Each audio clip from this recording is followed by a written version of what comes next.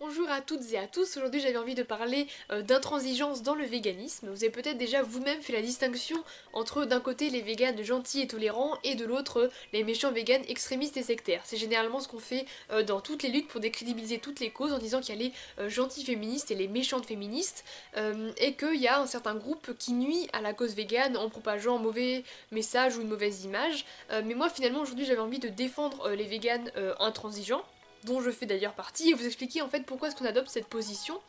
et en quoi, en tout cas à mes yeux, ça permet de faire avancer plus rapidement le véganisme et le droit pour les animaux. Parce que moi d'ordinaire, j'aime pas prendre beaucoup de place, je préfère m'adapter aux gens, ne pas trop gêner, mais le problème avec le véganisme, c'est que la victime, c'est pas moi, mais c'est les animaux. Du coup, je ne peux pas me permettre, par exemple, de prendre de temps en temps un bout de viande ou un bout de fromage, tout simplement parce que c'est pas moi la victime, et que du coup, je suis pas légitime à me dire, oh bah c'est rien, je peux faire ça juste une fois, c'est pas grave. Parce que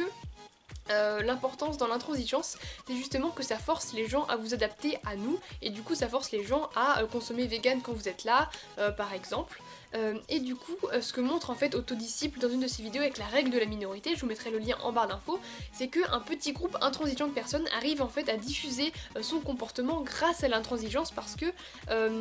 justement nous on transigera jamais, jamais on mangera de viande, jamais on mangera de produits animaux, du coup c'est très clair. Alors que les autres, eh ben, ils peuvent très bien se passer de viande pour un repas, et même pour toujours, parce qu'il n'y a pas derrière des convictions, ils n'ont pas la conviction qu'il faut absolument manger de la viande. Il y a peut-être quelques personnes comme ça, mais la plupart des gens, ils mangent de la viande parce que la plupart des gens mangent de la viande, justement, c'est parce que c'est une habitude, une tradition, les gens mangent de la viande, nos gens mangent aussi. Évidemment qu'il y a l'argument du goût, mais on se rend compte finalement que dans l'alimentation végétale, on peut manger très bien aussi. Mais c'est surtout une habitude et le fait que voilà, on prend ce qui se présente à notre assiette. Alors que si on est en compagnie de quelqu'un qui est vegan, et bah généralement on va manger comme lui, ou en tout cas on va être obligé de lui préparer quelque chose sans produits animaux, et du coup ça va forcer les gens à s'adapter.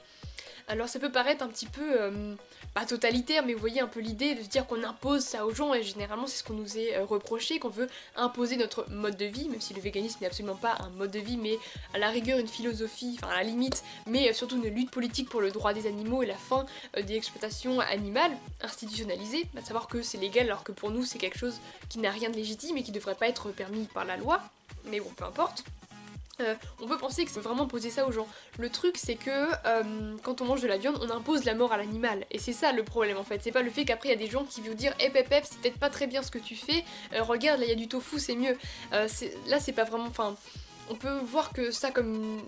une imposition morale, mais en réalité ce qu'on impose c'est surtout la mort aux animaux et leur exploitation. Et c'est ça le vrai problème. Et du coup si on adopte cette attitude stricte, intransigeante, c'est vraiment pas pour embêter les gens,